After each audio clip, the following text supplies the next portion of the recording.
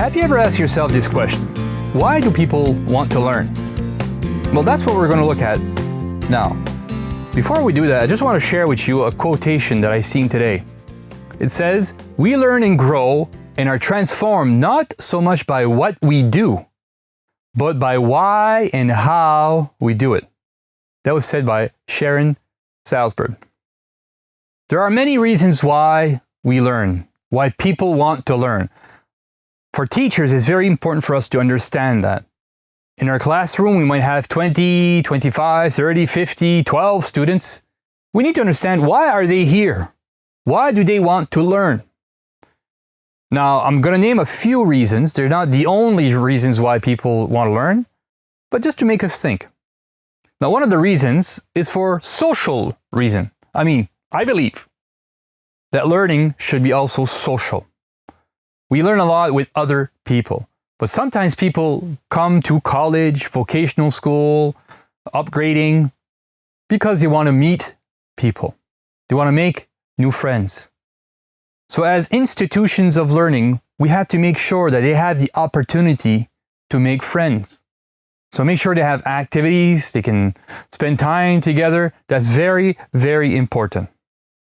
Now, for some people, they're learning because of external expectations.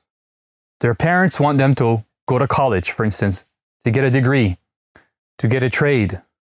Sometimes society in which they live, it's a social norm for you to get a diploma, a certification, a bachelor's degree. So that's kind of a social norm. So there's external expectations. So people say, well, I guess I have to go to college, I have to go to school. Sometimes people are learning because they need to comply to company directive. It's mandatory. For instance, I have a friend, he's an X-ray technician. And each year, he's sent off here and there at least twice or 3 times a year to get upgrades or training on X-ray machines, because he needs to be up to date on a lot of machines. He arrives at the hospital and it's very complex. He needs to understand what could be wrong with that machine. So he needs to go there in order to be upgraded on different machines. For some people, it's because of social welfare, or maybe they don't have a job, or they have a difficulty getting a job because they don't have their secondary degree. Not a post-secondary degree, but they haven't finished high school, for instance. So the government makes sure that they get a degree, a diploma. We call it here GED. So let's say somebody has finished school at grade 9, 15, 14 years old, and they don't have their diploma.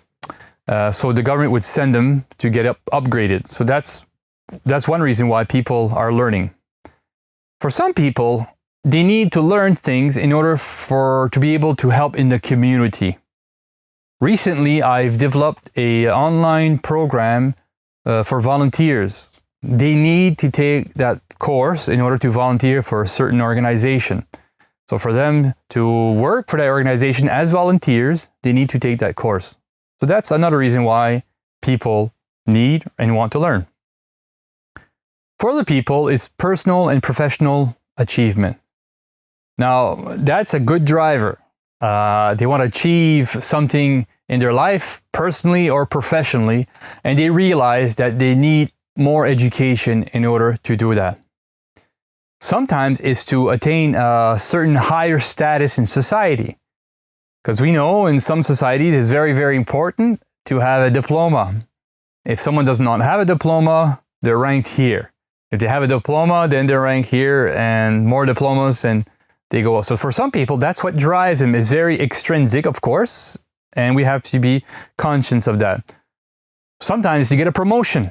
They're stuck where they are right now. They realize that they won't get further ahead if they don't have more education.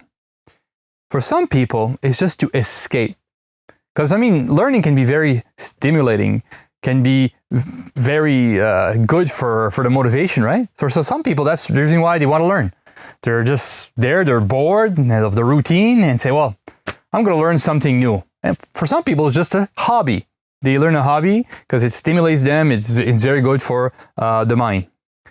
For other people, it's just for purely cognitive interest. I'm like that. I'm a perpetual learner. I'm I could say a lifelong learner. I just love it. I mean, I learn things that I understand. I realize that might not be useful for my professional or personal life, but I just love to learn. For some people, it's just the love of learning. And for other people, it's life-changing events. It could be job loss, career change, divorce, relocation. For me, this happened a few years ago. Back in 2008, there was a recession here in Canada, and the company I worked for back then, they needed to do a lot of layoff, to let go a lot of employees. It was a big company. They laid off 38,000 people worldwide. Just before that happened, I got the opportunity to get a buyout, so just a little sum of money because I was in management, and that helped me to go back to university. So at that time, I took my bachelor's degree in adult education. Now, it wasn't easy. I had 3 children at home, my wife. I was the only breadwinner at the time, and I went back to university to get my bachelor's degree in adult education in andragogy.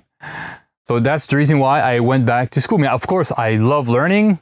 I wanted to have the advantage of going back to university, so I took it. So those are some of the reasons why people learn.